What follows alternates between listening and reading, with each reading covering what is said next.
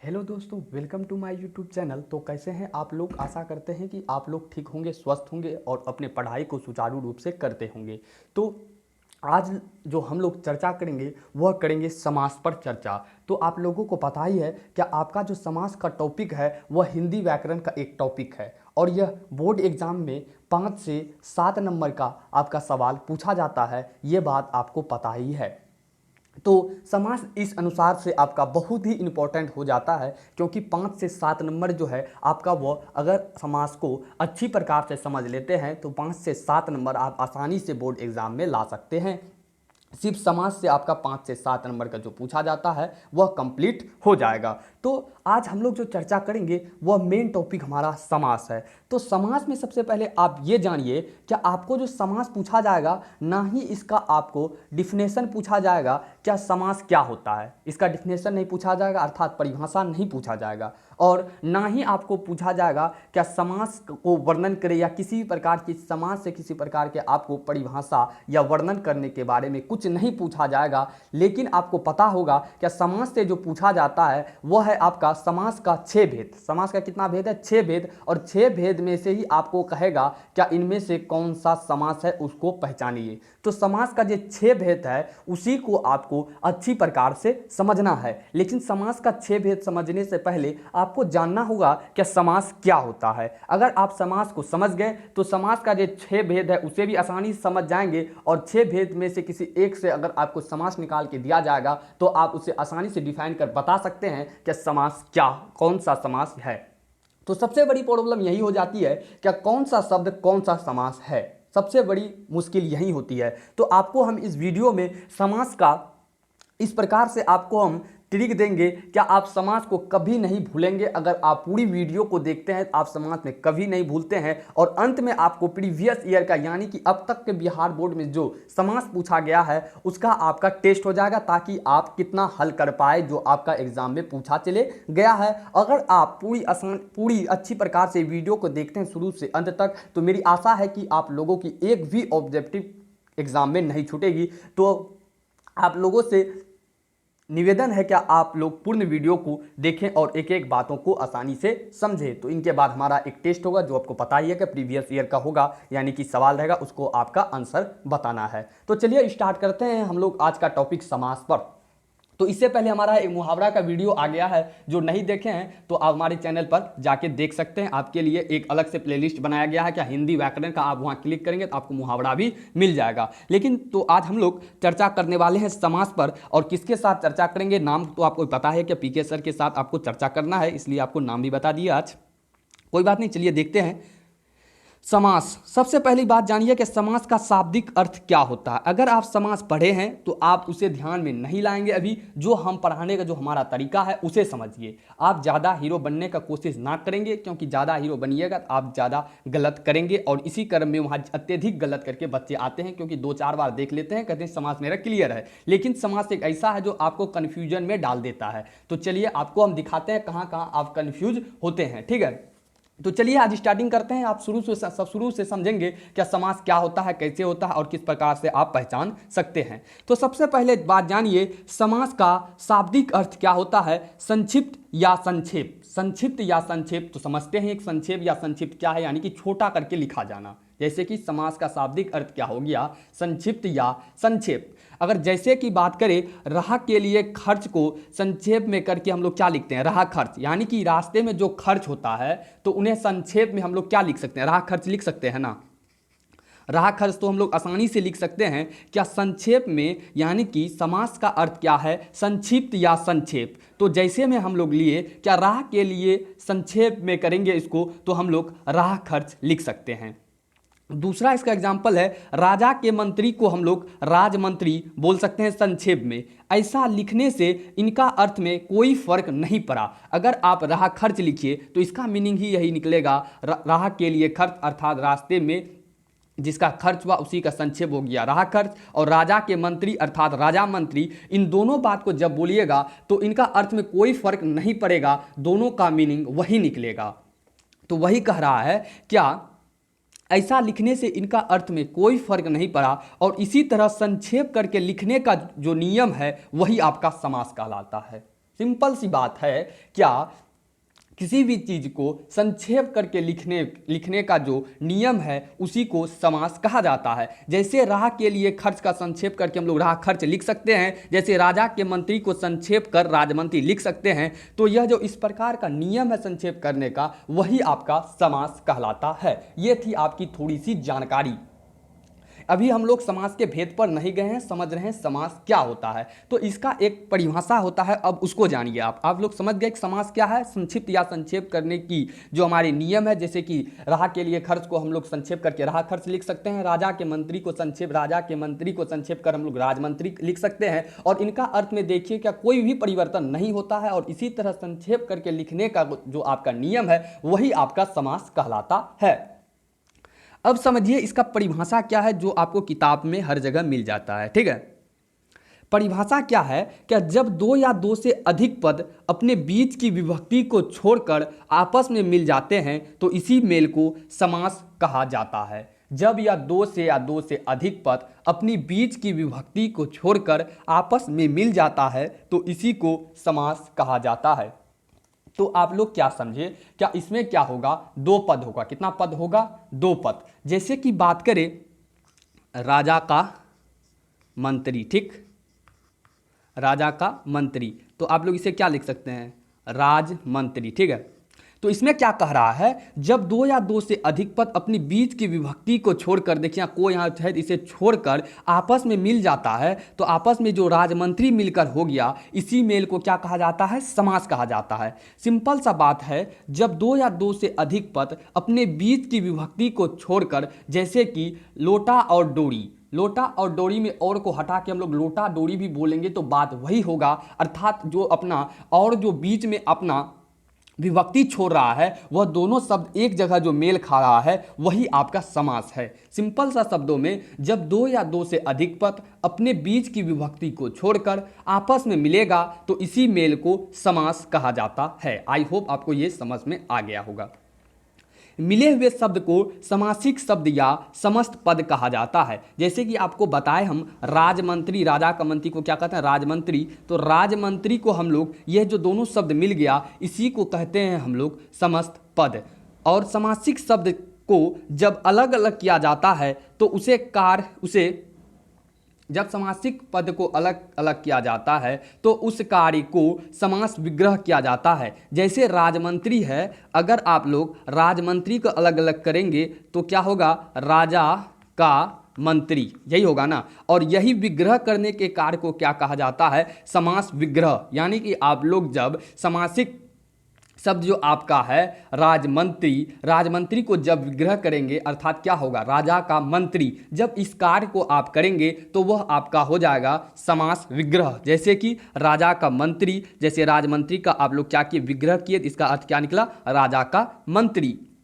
तो सिंपल सा शब्दों में समझिए, क्या समास वह पद है जब दो या दो से अधिक पद अपने बीच की विभक्ति को छोड़कर आपस में मिल जाएगा तो आपका इसी मेल को समास कहा जाता है। देखिए आप भी जानते हैं और हम भी जानते हैं कि ये आपको नहीं पूछा जाएगा कि समास का परिभाषा क्या होता है, ये बात आपको हम पहले ही बता चुके हैं। लेकिन अगर आपको समास को अच्छी प्रकार से 7 का 7 नंबर लेना है तो आपको इसे समझना बहुत ही जरूरी है ताकि आप अच्छी प्रकार से समास को समझ सके। तो अब आप लोग परिभाषा भी समझ गए कि जब दो या दो से अधिक पद अपने बीच की विभक्ति को छोड़ेगा, जैसे राजा का मंत्री है यहाँ, तो का यहाँ छोड़ा तो राजमंत्री हो गया और ये क्या हो गया? आपका समास हो गया। तो यही जो आपका विभक्ति बीच का छोड़ रहा है और आपस में जो मिल रहा है यही आपका मेल जो है, यही मेल आपका समास है। सिंपल सा शब्दों में तो आप लोग इसे जानते होंगे और इसे अब अच्छी प्रकार से अब आप समझ गए।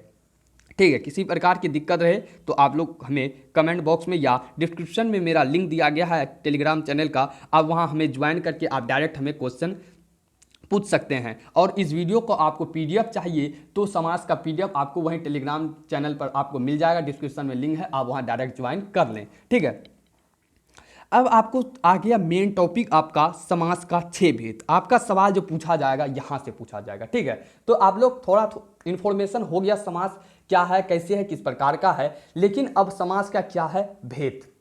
और समास का भेद से ही आपको सवाल पूछा जाएगा। समास का भेद से सवाल एग्जाम्पल पूछा जाएगा और एग्जाम्पल में पूछा जाएगा कि आपका यह कौन सा समास है। तो समास का 6 भेद आपको पता होगा। पहला तत्पुरुष, कर्मधारय, द्विगु समास, द्वंद्व समास, अव्ययी भाव समास या बहुव्रीहि समास।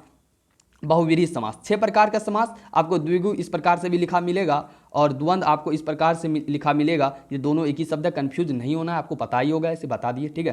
तो समास का 6 भेद, पहला तत्पुरुष, दूसरा कर्मधारय, तीसरा द्विगु, चौथा द्वंद्व, पांचवा अव्ययी भाव समास, छठा बहुव्रीहि समास। तो चलिए ये 6 पर चर्चा करते हैं आसानी से। और 6 को अगर आपको बाई संजोग आप भूल गए, आप रिवीजन करके नहीं गए हैं, आपको हम अंत में ऐसा ट्रिक बताएंगे कि आप कभी भी समास को नहीं भूलेंगे। बिना डिफिनेशन याद किए हुए आप समास को आसानी से बना सकते हैं, ठीक है। इसमें से बहुत ही आसान है आपका समास, और समास में आप 7 का 7 नंबर आसानी से उठा सकते हैं। तो चलिए फर्स्ट हम लोग चर्चा करते हैं तत्पुरुष समास पर, ठीक है।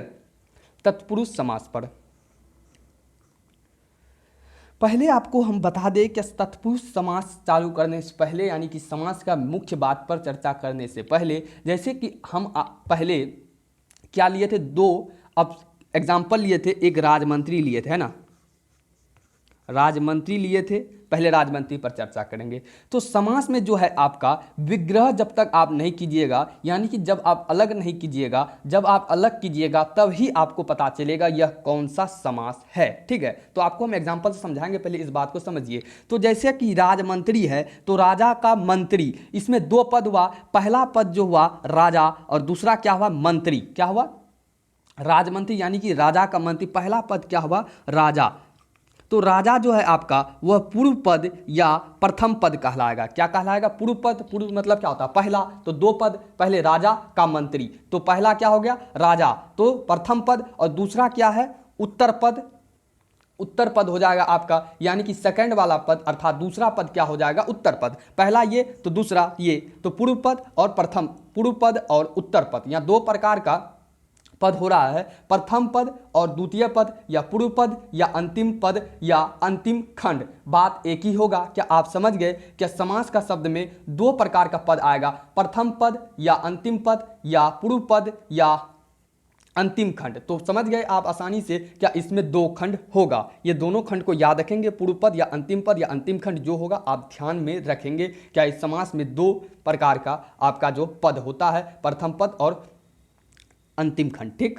तो चलिए चर्चा करते हैं जिस समासिक तत्पुरुष समास पर सबसे पहले चर्चा करते हैं। जिस समासिक शब्द में अंतिम या उत्तर पद प्रधान हो उसे तत्पुरुष समास कहा जाता है। आपको क्या बताए, हम 2 पद बताए थे। जैसे कि इसमें क्या कहा, जैसे रसोई घर को आप एग्जाम्पल में लीजिए, रसोई घर, तो क्या कह रहा है तत्पुरुष समास, जिस समासिक शब्द में अंतिम पद या उत्तर पद प्रधान हो। तो रसोई घर को लीजिए, तो रसोई का घर, इसका मीनिंग क्या हुआ, रसोई का घर। जब आप इसका रसोई घर का विग्रह कीजिएगा तो रसोई का घर, तो इसमें उत्तर पद प्रधान है, अर्थात घर। अगर आप घर बोलिएगा, रसोई का घर बोलिएगा, तो इसमें इंडिकेट आप मेन चीज को क्या कर रहे हैं, घर को कर रहे हैं, अर्थात सेकेंड वाला पद जो आपका यहाँ है वह प्रधान है, वह मुख्य है, वह आपका मेन है। रसोई घर अगर आप बोल रहे हैं तो मेन आपका कहने का अर्थ क्या है, आप घर को बता रहे हैं, आपका मेन मुख्य उद्देश्य क्या है, घर को बता रहे हैं, अर्थात आपका जो अंतिम पद है वह प्रधान है। इसलिए आपका रसोई का घर कौन सा समास है, तत्पुरुष समास। तो इसमें आप देख सकते हैं,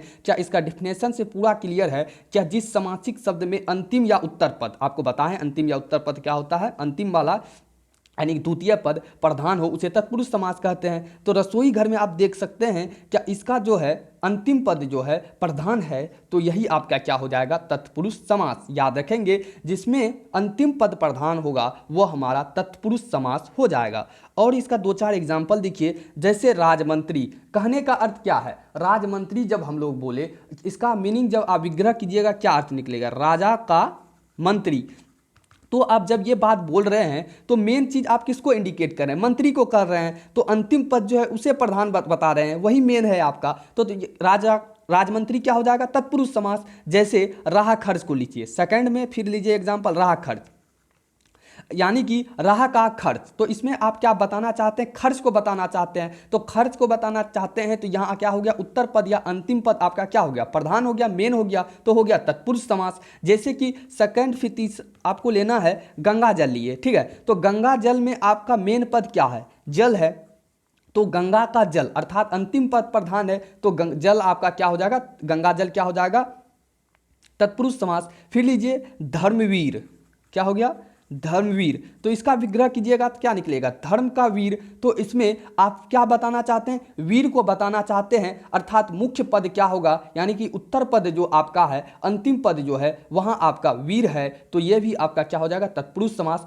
जैसे कि अन्नदाता अर्थात अन्न को देने वाला, आप देने वाले को बता रहे हैं क्या वह अन्न देता है, अर्थात देने वाला आपका क्या है, सेकंड पद है और मुख्य पद है, तो आपका क्या हो जाएगा, तत्पुरुष समास। जैसे कि राज दरबार अर्थात क्या बताना चाहते हैं, राजा को का जो दरबार है उसी को बताना चाहते हैं, मेन बात क्या हो गया आपका, दरबार हो गया, तो वही आपका क्या हो जाएगा, तत्पुरुष समास। तो यहां द्वितीय पद प्रधान जब भी हुआ तो आपका क्या हो जाएगा, तत्पुरुष समास। जैसे कि चिड़ीमार, चिड़ीमार का अर्थ क्या होता है, चिड़िया को मारने वाला, तो आप किसको इंडिकेट कर रहे हैं, मारने वाला को इंडिकेट कर रहे हैं। तो मारने वाला कहां है आपका, अंतिम पद या उत्तर पद में है, तो आपका कौन सा समास हो जाएगा, जब अंतिम पद या उत्तर पद प्रधान होगा तो तत्पुरुष समास होगा। तो सिंपल सी बात में समझिए कि जिस समासिक शब्द में अंतिम या उत्तर पद प्रधान हो उसे तत्पुरुष समास कहा जाता है। इतना बताने का अर्थ हमारा यही है, क्या आप कभी इसे ना भूलेंगे और इसे आप लोग ध्यान से अगर सुनिएगा तो सिंपल सा अर्थों में आप समझ गए कि जिस समासिक शब्द में अंतिम या उत्तर पद प्रधान हो उसे तत्पुरुष समास कहा जाता है। जैसे कि राजमंत्री, राहखर्ज, गंगाजल, धर्मवीर, अन्नदाता, राजदरबार, चिड़ीमार, रसोईघर, इस प्रकार से आप जब देखेंगे तो अगर किसी भी प्रकार का समास दे आप उसे विग्रह करेंगे पहले, ठीक है, यानी कि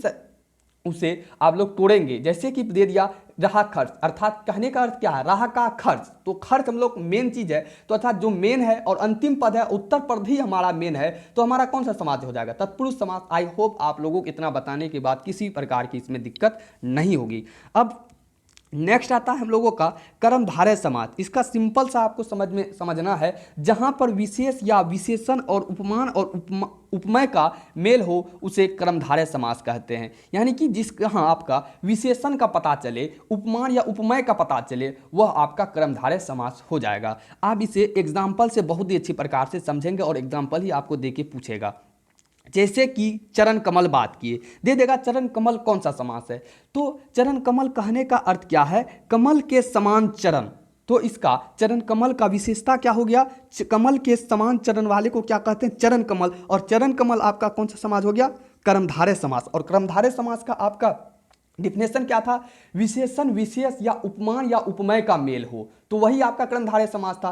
और यहाँ आपका एग्जाम्पल में क्या है, चरण कमल अर्थात कमल के समान चरण, तो क्या हो जाएगा हमारा कर्मधारय समास। तो विशेषता बता रहा है यहाँ कमल का, अर्थात कमल के समान चरण।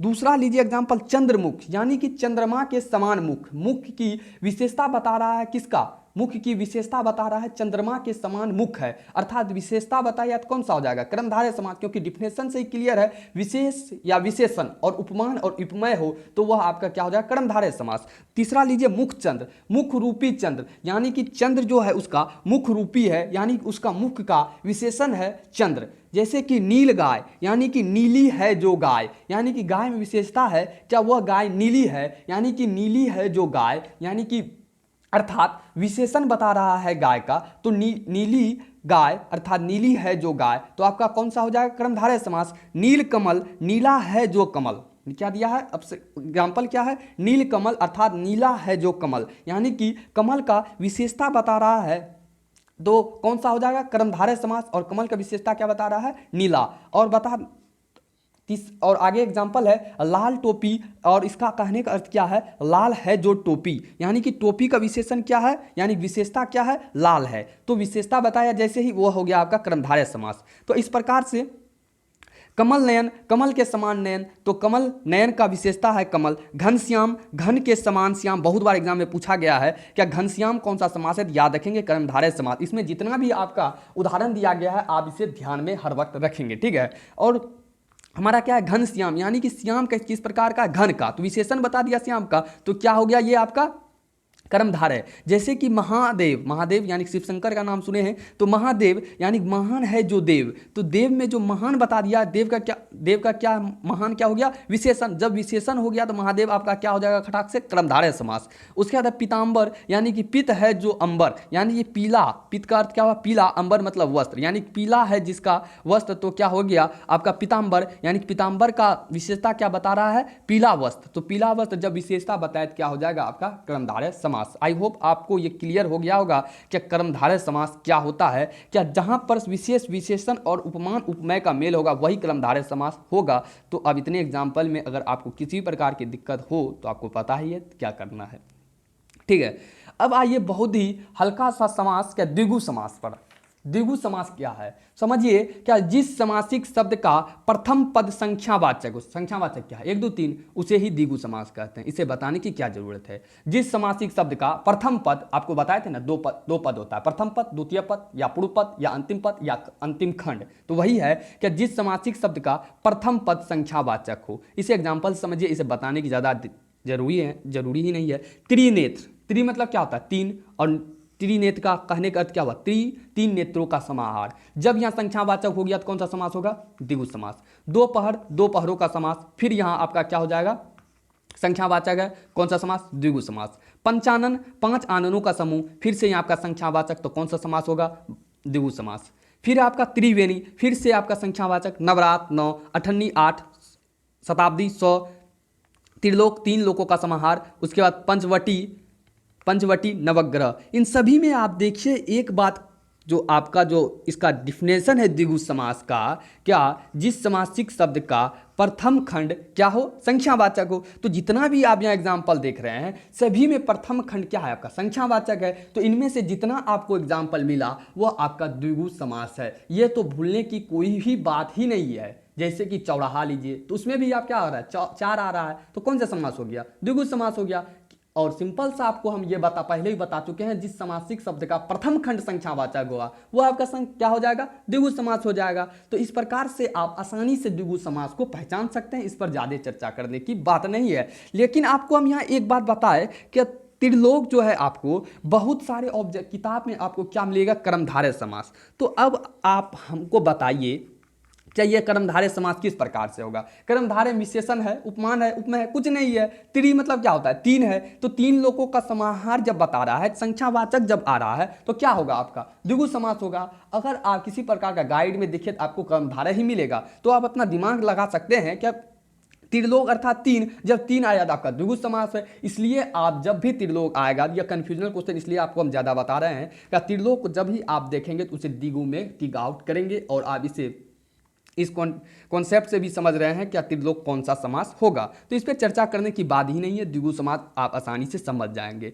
और द्वंद्व समास तो और उससे भी हल्का आ गया आपका द्वंद्व समास। जिस समासिक शब्द का दोनों खंड प्रधान होगा, यानी कि प्रथम खंड और द्वितीय खंड दोनों मेन होगा। इसमें पहला या दूसरा खंड प्रधान कुछ नहीं होगा, इसका दोनों खंड मेन होगा। और दोनों खंड जब भी मेन हो गया तो वह आपका द्वंद्व समास हो जाएगा। और आपको एक बात हम बताएं, क्या 80% समास में क्या होता है, क्या जैसे कि द्वंद्व समास में गौड़ी शंकर को लीजिए, इसमें दोनों खंड प्रधान है, और बीच में जो इस प्रकार का रेखा है इसे कहते हैं हम लोग योजक चिन्ह। और इस प्रकार से अगर आपको मिले तो वह आपका 80% क्या होता है, द्वंद्व समास हो जाता है। ठीक है, आप उसे आसानी से मार सकते हैं, टिक आउट कर सकते हैं। लेकिन और 20% में आपका क्या होता है, वहां द्वंद्व समास नहीं होता है योजक चिन्ह रहने के बाद भी। इसलिए आप लोग इसका डिफिनेशन याद कर लेंगे। डिफिनेशन याद करने के बाद ही क्या है, जिसका दोनों खंड प्रधान होगा, यानी कि दोनों खंड मेन होगा, वह आपका द्वंद्व समास हो जाएगा। सिंपल सी बात है, जिसका दोनों खंड समान होगा तो वह आपका द्वंद्व समास होगा। और जब दोनों खंड प्रधान का अर्थ क्या होगा, दोनों का अर्थ क्या होगा, समान होगा। दोनों का अर्थ समान नहीं होगा, यानी कि दोनों का वैल्यू बराबर होगा। जैसे कि बात करें गौरी शंकर, कहने का अर्थ क्या है, गौरी और शंकर विग्रह कीजिएगा तो गौरी शंकर आपका कौन सा समास हो जाएगा, द्वंद्व समास।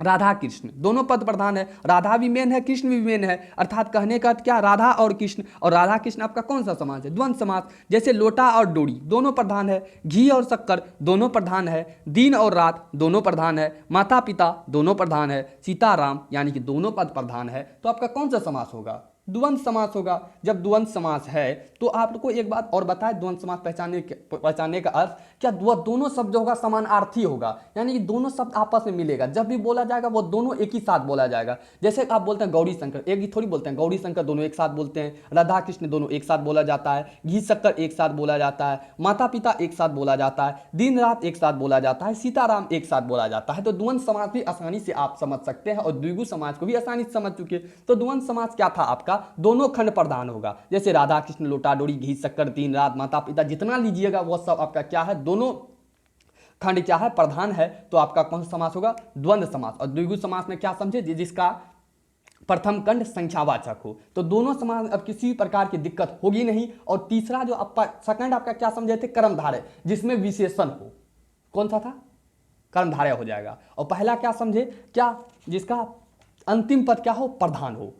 तो आप लोग फिर से एक बार रिवाइजिंग कर दिया, आपको दिमाग में आ गया होगा कि चारों समास अब फिर से आप समझ गए। तो हमारा क्या है टॉपिक है, द्वंद्व समास। द्वंद्व समास में समझ गए क्या, दोनों खंड प्रधान होगा, हमारा द्वंद्व समास हो जाएगा। अब आता है आपका पांचवा, और भात दाल को भी लीजिए, दोनों शब्द प्रधान है, भात दाल दोनों शब्द प्रधान है, कौन सा समास होगा बताइए, द्वंद्व समास, सिंपल सी बात। अब आता है आपका अव्ययी भाव समास, ठीक है, समझिए अव्ययी भाव समास को। जिस अव्ययी भाव, इसका थोड़ा सा खंड कीजिए, अव्यय, पहले क्या निकलता, अव्यय, पहले जानिए व्यय मतलब क्या होता है, खर्च होता है ना, व्यय मतलब क्या होता है, खर्च। अव्यय यानी कि खर्च ना हो, खर्च ना हो, वो का अर्थ क्या हो गया, खर्च कभी ना हो, यानी कि उसका खर्च होगा ही नहीं। व्यय का अर्थ क्या होता है, खर्च, और अव्यय का अर्थ क्या होता है, कभी खर्च होगा ही नहीं, अव्यय यानी कि खर्च होगा ही नहीं। इस बात को आप समझ गए। तो अव्ययी भाव आपको समास को समझना है। तो इसका डिफिनेशन है, जिस समासिक शब्द का पहला पद अव्यय हो और वही प्रधान हो, उसे अव्ययी भाव समास कहा जाएगा। देखिए पहला पद क्या होगा, अव्यय, यानी बिना खर्च वाला होगा, और वही आपका मेन होगा, तो वह आपका हो जाएगा अव्ययी भाव समास। लीजिए इसका एग्जाम्पल, प्रतिदिन को सबसे पहले लीजिए। प्रतिदिन कहने का अर्थ क्या है, दिन दिन। क्या आपको लगता है प्रति कभी खत्म होगा, कभी खर्च होगा, नहीं होगा, तो कौन सा समास होगा, अव्ययी भाव समास। आज जन्म, आज जन्म का कहने का अर्थ क्या है, जन्म से लेकर, जन्म से लेकर अब कब तक होगा, तो इसमें प्रथम पद प्रधान है, यानी कि जन्म से ले प्रथम पद प्रधान है, और पहला प्रथम पद ही आपका क्या है, अव्यय है, तो कौन सा समास होगा बताइए, अव्ययी भाव समास। तीसरा है हर रोज, यानी कि हर एक रोज, कहने का अर्थ क्या, हर एक रोज, तो हर रोज आपका कौन सा समास होगा, सिंपल सी बात, अव्ययी भाव समास, क्योंकि हर क्या है, वह कभी खर्चा होने, कभी खत्म नहीं हुआ, हर रोज, हर कितना आएगा पता ही नहीं है। यथा विधि, यानी कि यथा विधि के अनुसार, कौन सी विधि, विधि क्या खत्म होने वाली है, नहीं खत्म होने वाली है। बेशक, बिना विधि का, बेशक का अर्थ होता है आपका, इसे आप लोग थोड़ा सा मिसप्रिंट है यहाँ, तो बेशक का अर्थ होता है बिना शक का, क्या होता है, बिना शक का, यानी कि इसमें प्रथम क्या है, प्रथम पद क्या है, मेन है, और अव्यय है, और फिर है आपका निडर, यानी कि डर के बिना, डर के बिना, तो इसमें नी क्या है, प्रथम पद है, और क्या है, नी क्या है, कभी खत्म होने वाला नहीं है। फिर यथाशक्ति, यानी कि शक्ति के अनुसार, इसमें भी आपका प्रथम पद क्या है, अव्यय है। तो इस प्रकार से यह सभी शब्द क्या आपका हो जाएगा, अव्ययी भाव समास। क्या हो जाएगा, अव्ययी भाव समास, जिसका प्रथम पद अव्यय हो, यानी उसका खर्च कभी ना हो, और उसका प्रथम पद ही प्रधान होगा, तो वही आपका अव्ययी भाव समास होगा। ज़्यादा घबराने की जरूरत नहीं है, जब आपको हम एग्जाम्पल देंगे वहाँ, अगर आपको अभी हम तुरंत जो क्वेश्चन कराएंगे तो आपको वहाँ इसे अच्छी प्रकार से समझा देंगे, आप आसानी से समझ सकते हैं, घबराने की जरूरत नहीं है, ठीक है। नेक्स्ट आपको पढ़ना है और अंतिम पढ़ना है बहुव्रीहि समास। और बहुव्रीहि समास सबसे हल्का, क्या, जिस समासिक शब्द का कोई भी पद प्रधान नहीं हो, बालिक वह समान अर्थ छोड़कर विशेष अर्थ धारण करेगा, बहुव्रीहि समास कहलाएगा। देखिए बहुव्रीहि समास क्या है, कि इसमें कोई भी पद प्रधान उर्धान कुछ नहीं होगा, यह जो है अपना शब्द छोड़कर विशेष अर्थ धारण कर लेगा। तो विशेष अर्थ क्या होता है उसे समझिए आके, अब एग्जाम्पल से इसे आसानी समझिए। जैसे कि चंद्रशेखर, कहने का, चंद्रशेखर पूछेगा कौन सा समास है, तो कहने का अर्थ क्या है, जिनके शिखर या सिर पर चंद्रमा हो, अर्थात शंकर। चंद्रशेखर दिया, लेकिन इसका, इनमें से कोई भी पद प्रधान उधान कुछ नहीं हुआ, अलग ही अर्थ धारण कर लिया, शंकर। जब अलग शब्द धारण कर लिया, तो कौन सा समास होगा, बहुव्रीहि समास। नीलकंठ, नील है कंठ जिनका, अर्थात शंकर, तो इनमें कोई भी पद प्रधान उधान कुछ नहीं देखा गया, और इसका जो अलग मीनिंग निकल गया शंकर, और जब ये शंकर इसका मीनिंग निकल रहा है, तो आपका क्या हो जाएगा, बहुव्रीहि समास। क्योंकि आपको हम इसका डिफिनेशन में समझाया कि जिस समासिक शब्द का कोई भी कंठ प्रधान नहीं होगा, बालिक वह समान अर्थ को छोड़कर, यानी कि वह अपना अर्थ को छोड़कर विशेष अर्थ धारण कर लेगा। फिर लीजिए एक उदाहरण, लंबोदर, लंबा है उदर जिनका, अर्थात गणेश जी। देखिए इसका कोई भी पद प्रधान दान कुछ नहीं हुआ, और इसका अलग ही मीनिंग निकल गया गणेश जी का। फिर आपको मिलेगा द्विज, 2 बार जन्म लेने वाला, इसका भी अलग निकल गया। पक्षी और ब्राह्मण, इसका भी अर्थ निकल गया, यानी कि अपना समान अर्थ को इसी प्रकार से वह छोड़ेगा और अनेक वह अलग से कोई अलग शब्द को धारण कर लेगा। जैसे कि मुरलीधर, मुरली को धारण करने वाला अर्थात कृष्ण जी, तो समान अर्थ को छोड़ा, कोई भी पद इसमें किसी प्रकार का मेन नहीं हुआ, तो ये भी आपका क्या हो जाएगा, मुरलीधर अर्थात कहने का अर्थ कृष्ण जी, तो आपका कौन सा समास है, बहुव्रीहि समास। दशानन, दशानन है जिनका अर्थात रावण, 10 है 10 जिनके हाथ हैं। दिगंबर अर्थात दिशा, दिक है वस्त्र जिनका अर्थात शंकर या जैन साधु को कहते हैं दिगंबर। त्रिशूल पानी, त्रिशूल है पानी, पानी का अर्थ हो गया हाथ में जिनके अर्थात शंकर। तो कहने का अर्थ यही हुआ कि वह अपना पद या अंतिम या प्रथम पद कोई भी प्रधान नहीं होगा, वह अपना अर्थ को छोड़कर किसी विशेष अर्थ को धारण करेगा। महात्मा, देखिए यह अपना अर्थ को छोड़ दिया, अपना साधु पे आ गया, यानी महान है आत्मा जिनका अर्थात साधु। और चक्र पानी, चक्र है पानी जिनका, पानी का अर्थ क्या हुआ, हाथ, यानी कि जिनके हाथ में चक्र है अर्थात विष्णु जी। तो यहाँ भी आपका जो है ये समान अर्थ छोड़कर यह अलग अर्थ को धारण कर रहा है। तो अलग अर्थ को जब भी धारण करेगा तो आपको पता ही है क्या होगा, बहुव्रीहि समास। तो चलिए आप इसे भी आसानी समझ चुके, अब चलिए हम लोगों का प्रीवियस ईयर और क्वेश्चन आंसर को हम लोग अब करते हैं, ठीक है। तो वीडियो अच्छी लगी तो वीडियो पर आप लोग हमें कमेंट कर अवश्य बताएंगे क्या वीडियो आप लोग कैसे लगे, और वीडियो को लाइक कर दें, और वीडियो को लाइक करने के बाद इसे ज़्यादा से ज़्यादा शेयर करें ताकि सभी बच्चों को इसका लाभ मिल सके। तो चलिए आप जितना भी प्रकार के समास को पढ़े अब इसका आंसर कीजिए, तभी आपको पता चलेगा क्या आप लोगों को समझ में आया या नहीं, या आप आई होप आप लोगों को समझ में पूरी अच्छी प्रकार से आया होगा। अगर आप लोग इसे एग्जाम्पल को यानी कि पूरा इस समास को बना लेंगे जो हमारा अभी टेस्ट है। तो चलिए सबसे पहला सवाल है, और यह सभी सवाल आपका पूछा चले गया है, ठीक है, और आने की संभावना तो रहती है क्योंकि आपको पता ही है कि प्रीवियस ईयर का सवाल बहुत सा सवाल आपको एग्जाम में देखने को मिलता है, ठीक है। तो बताइए क्या तीर्थ यात्रा शब्द कौन सा समास है, द्विगु समास है, बहुव्रीहि समास है, तत्पुरुष समास है, अव्ययी भाव समास है। देखिए इसका पहचानने का अर्थ सिंपल सा है, क्या आपको डिफिनेशन ध्यान में रखना होगा, ठीक है। तो डिफिनेशन ध्यान में जब रखेंगे तो आपको एक तरफ से इसमें काटना है, क्या तीर्थ यात्रा शब्द है तो द्विगु समास में आपको क्या बताए, जिसका प्रथम खंड संख्यावाचक, इसमें तीर्थ यात्रा में कोई संख्या दिख रहा है, नहीं दिख रहा है, आराम से कट जाएगा, ये नहीं होगा। बहुव्रीहि समास, देखिए तीर्थ यात्रा कोई अलग से अर्थ धारण करेगा, कहने का अर्थ क्या है, तीर्थ यात्रा जो है वह तीर्थ यात्रा ही रहेगा, तो बहुव्रीहि समास भी नहीं होगा। अव्ययी भाव समास, क्या तीर्थ खत्म होगा, खत्म हो जाएगा, तीर्थ यात्रा जहाँ कर दिएगा वहाँ खत्म हो जाएगा, यानी इसका अव्यय यानी ये खर्च हो सकता है, तो यह कौन सा समास हो जाएगा, अव्ययी भावी समास खत्म हो जाएगा। तो आपका एक क्या बचा, तत्पुरुष समास, यही आपका आंसर हो जाएगा। तीर्थ यात्रा कौन सा समास हो जाएगा, तत्पुरुष समास। और आपको हम बताए थे क्या, जिसका प्रथम पद प्रधान हो तो वह आपका कौन सा समास होता है, तत्पुरुष समास। तो आप इसे डायरेक्ट भी बना सकते हैं, क्या तीर्थ यात्रा हमारा यानी कि इसमें द्वितीय पद जो है वह आपका प्रधान है, यात्रा जो है आपका प्रधान है, यानी आप यात्रा के बारे में इंडिकेट कर रहे हैं, तो आपका कौन सा समास होगा, तत्पुरुष समास। तो आप पहले वाले ट्रिक से भी हल कर सकते हैं या तो आप डायरेक्ट भी हल कर सकते हैं। तो चलिए तीर्थ यात्रा समास कौन, तीर्थ यात्रा शब्द कौन सा समास है, तो आप लोग तत्पुरुष समास पर जितने बच्चे भी बताए उसका करेक्ट है। तो आप लोग अवश्य बताएंगे कि आप लोग कितने इसमें से सवाल को बाद में बनाए, यानी कि आप लोग कितने सवाल को जानते थे और हल किए। तो बताइए नवयुवक शब्द कौन सा समास है, द्विगु, द्वंद्व, कर्मधारय, इनमें से कोई नहीं। पहले आप सोच लीजिए कौन सा समास है, सोच लिए कौन सा समास है, बदलना नहीं है आपको, जो समझे हैं वही सोचिएगा। अब इसका आपको हम एक्सप्लेनेशन देते हैं, ठीक है। द्विगु समास, नवयुवक शब्द कौन सा समास है, तो आपको हम पहला ट्रिक बताते हैं। अगर आपको याद रहे क्या अगर डिफिनेशन याद है क्या नवयुवक शब्द कौन सा समास है, तो सबसे पहले द्विगु आता है। द्विगु में आपको क्या बताया, संख्यावाचक, संख्यावाचक दिखाई नहीं दे रहा, कट जाएगा। द्वंद्व जिसका दोनों प्रधान हो, इसमें दोनों प्रधान है ही नहीं, ये भी कट जाएगा। कर्मधारय आ रहा है। नव मतलब क्या होता है, नवीन या नया, और युवक मतलब क्या होता है, जानते हैं, युवक लड़का यानी जवान, यानी कि युवक। युवक क्या है आपका, युवक का यहाँ क्या बता रहा है, विशेषण बता रहा है कि युवक कैसा है, नव है, यानी कि नया है। जब विशेषण आपका बताता है तो वह कौन सा समास होता है, आपको हम बताए थे जब किसी भी शब्द का विशेषण बताता है तो वह आपका कर्मधारय समास होता है। आई होप आपका ये सही हुआ होगा कि नवयुवक कौन सा समास है, तो कर्मधारय समास है। शिवालय शब्द कौन सा समास है, शिवालय शब्द कौन सा समास है, अव्ययी भाव समास या तत्पुरुष समास या बहुव्रीहि समास या कर्मधारय समास।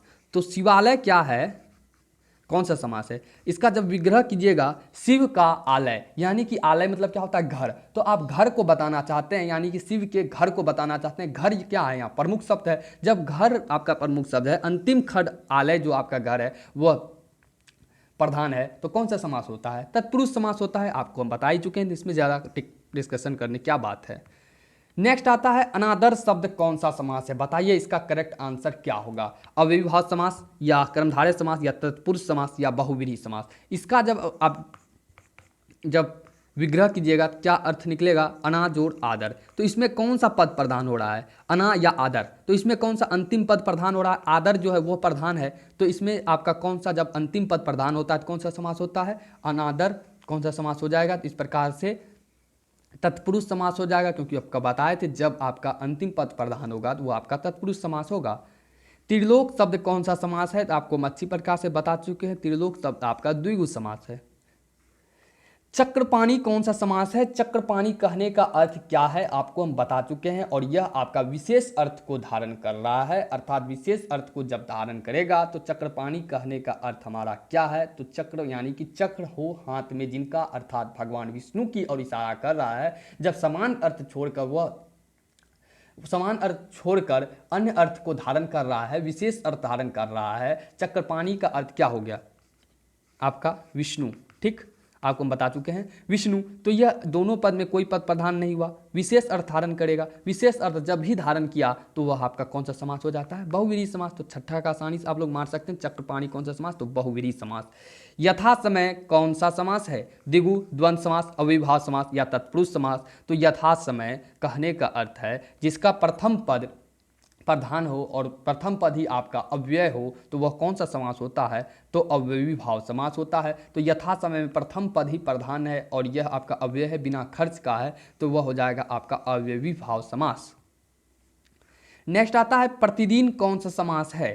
प्रतिदिन कौन सा समास है? द्वंद्व समास या अव्ययीभाव समास या कर्मधारय समास, तत्पुरुष समास। तो इसका भी आंसर आपको पता होगा, अव्ययीभाव समास, क्योंकि प्रतिदिन ही यहाँ आपका अव्यय है और यही आपका प्रथम खंडी आपका क्या है? प्रधान है। तो इस प्रकार से आपका प्रतिदिन कौन सा समास है? अव्ययीभाव समास। नेक्स्ट आता है चिरीमार कौन सा समास है? अर्थात चिड़िया को मारने वाला, तो मारने वाला इंडिकेट कर रहे हैं, यानी अंतिम पद प्रधान है, तो कौन सा समास हो जाएगा आपका? तत्पुरुष समास। चिड़ीमार कौन सा समास हो गया? तत्पुरुष समास। नेक्स्ट आता है कमल नयन कौन सा समास है? तो कमल के समान नयन तो कौन सा है?